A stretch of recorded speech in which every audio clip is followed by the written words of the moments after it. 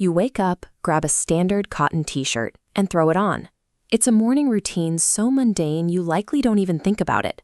But if we trace the path of that specific shirt, moving from the retail rack, down the highway, on a delivery truck, through the noisy floor of a textile mill, and finally stopping in a quiet agricultural field, we find that putting that single piece of clothing on your back required a coordinated effort, involving millions of people performing thousands of specialized jobs across the globe.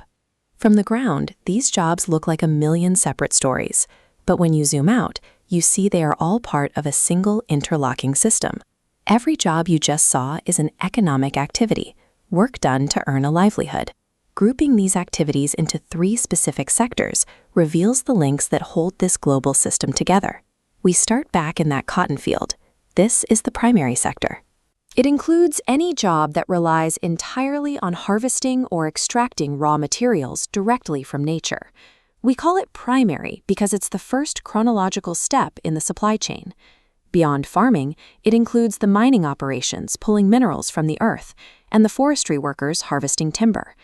This historical view of a sprawling Indian tea garden shows how vast stretches of natural land and heavy labor support large-scale resource extraction. Whether it's a tea leaf, a lump of iron ore, or a bowl of cotton, every primary activity provides the baseline physical materials the economy needs to function. But a pile of raw cotton isn't much use if you need something to wear. That brings us to the secondary sector, the manufacturing stage. Here, human labor and heavy machinery transform those natural inputs into finished goods. This stage introduces a vital economic concept called value addition. By taking a raw plant and processing it into thread, and then weaving that thread into fabric, the mill increases the utility and the market price of the original crop. You see this secondary transformation everywhere. It's the steel mill turning raw iron into car chassis, or the carpenter converting forest timber into a school desk.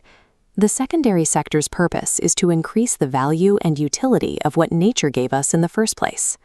Yet, a finished shirt locked inside a factory warehouse still doesn't help you get dressed. To bridge that gap, we need the tertiary sector, the service industry. Services are the logistical backbone of the economy. We need massive transportation networks, like this truck passing an elephant, to move goods from factory to market. But the tertiary sector expands far beyond physical transport. It includes the intangible systems, the bankers who loan money, the doctors who treat workers, and the teachers who educate them. Sometimes the lines between these classifications blur.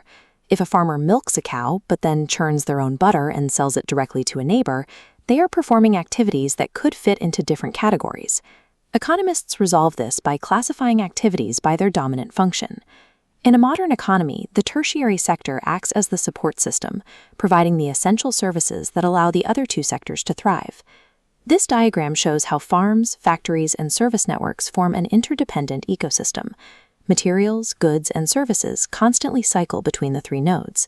It's a sensitive system. If one link breaks, say a trucking strike, the entire production chain stops. In India today, we see a gap between labor and wealth. This chart compares employment to GDP. The primary sector employs 45% of the workforce, but the tertiary sector generates over 50% of total output. The service workforce generates significantly more wealth. This tracks with a global pattern. As nations develop, they often move toward these high-value services. This shift allows an economy to generate more wealth, even as fewer people are required for basic resource extraction. The primary, secondary, and tertiary activities we've discussed are functioning right now in your own neighborhood. Identifying them shows how this system is alive all around you.